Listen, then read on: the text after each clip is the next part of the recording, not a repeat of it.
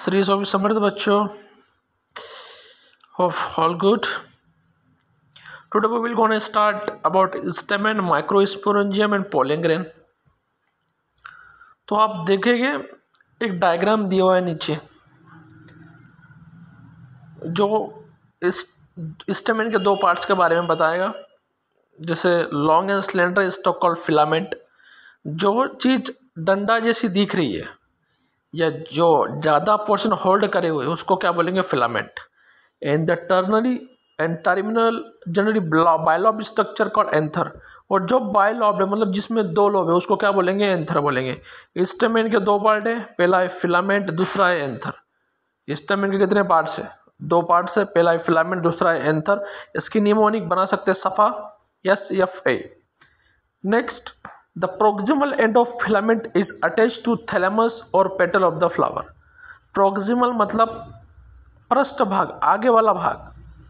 Filament का किससे attach है? थैलेमस से अटैच है या फिर पेटल ऑफ फ्लावर से अटैच है। The number and length of stamens are variable in flowers of different species. Stamen कितने कितने नंबर स्टेमेन है या कितने एंथ उसकी साइज है। Length of stamen her flower की स्पीसीज में अलग अलग होगा।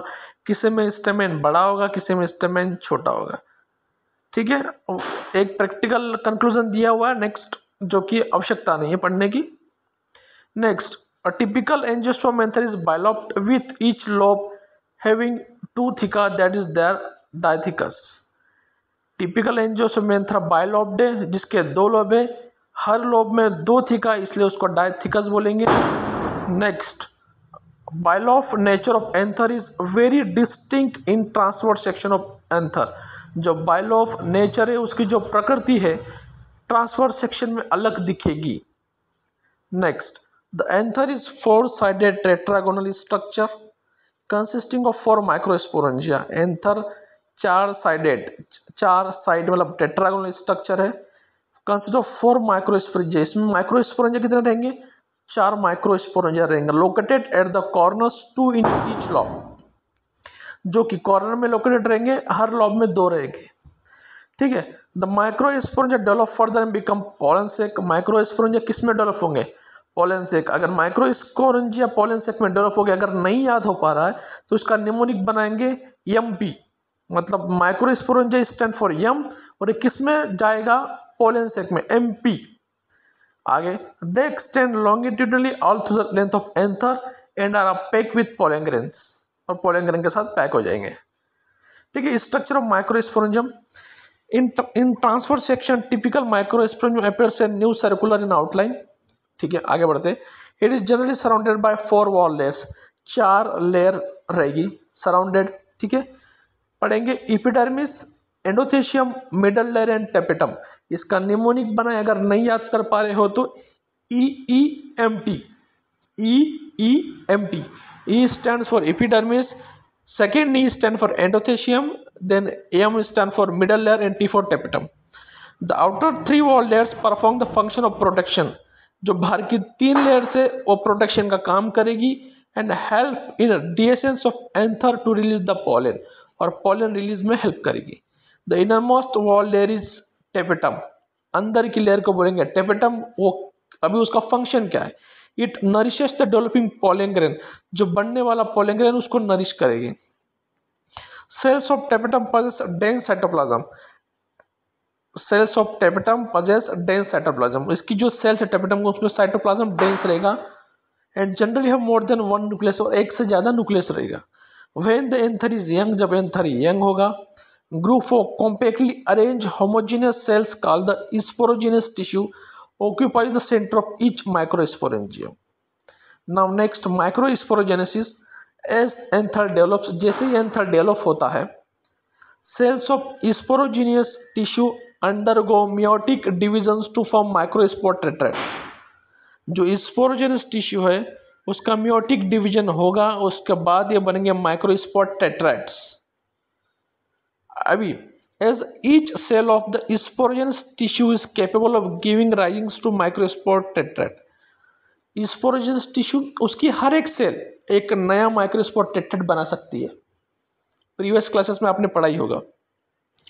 Each one is potential pollen of microspore mother cell.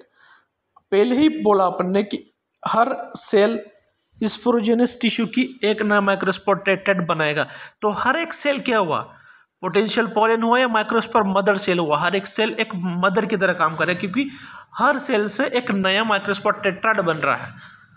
Next, the process of formation of microspore from pollen mother cell through meiosis is called microsporogenesis. Microspore का formation होना pollen mother cell से, उसको microsporogenesis बोलेंगे। The microspore is they are form are arrange in a cluster of 4 sales.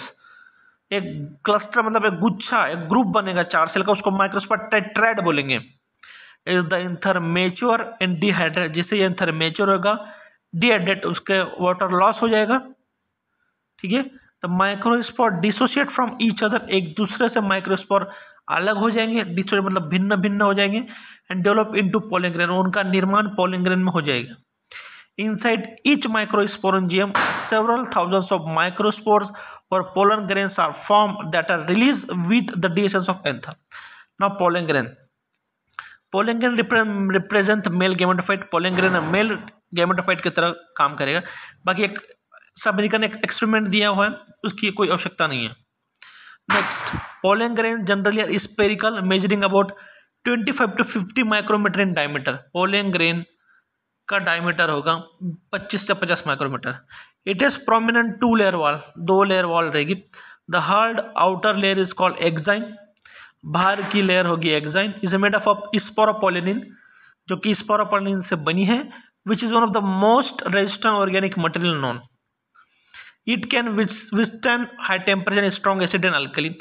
Sporopollenin से बनी हुई इतनी मजबूत है, अंबुजा सीमेंट से बनी हुई है इसलिए मजबूत है, अंबुजा सीमेंट से बनी नहीं है, ये स्पोरोपोलिनिन से बनी हुई इसलिए इतनी मजबूत है, कोई भी ताकत इसे नहीं तोड़ सकती, ना हाई टेम्परेचर पे टूटेगा, ना स्ट्रॉन्ग एसिड पे टूटेगा, ना अल्कली में टूटेगा, किसी के दम नहीं है कि इसे तोड़ पाए, मतलब ज्यादा स्ट्रॉन्ग है। ठीक है, pollen grain exine is a prominent aperture called germ pore where sporopollenin is absent.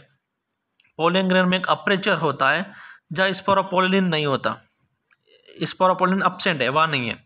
Pollen grain are well preserved fossils because of presence of sporopollenin. Sporopollenin इसके अंदर होने के कारण इसको फोसाइल्स की तरह अपन स्टोर कर सकते हैं। The exine exhibit a fascinating array of patterns and design. अभी एक लेयर का पढ़ लिया, अब इनर लेयर का। Inner wall of pollen grain is called एंटाइन, अंदर की लेयर को बोलेंगे एंटाइन। It is thin and continuous layer made up of cellulose and pectin, बनी हुई कैसी है, सेलुलोज एंड पेक्टिन से। अभी इसका निमोनिक याद रखना, I for intine, P for pectin और सी फॉर सेलुलोज, आईपीसी। जो सेक्शंस होती है, दो धाराएं होती है, उसका निमोनिक इस तरीके से बनाया जाता है, आईपीसी। आईपीसी की धारा 302, आईपीसी धारा 303, इस तरह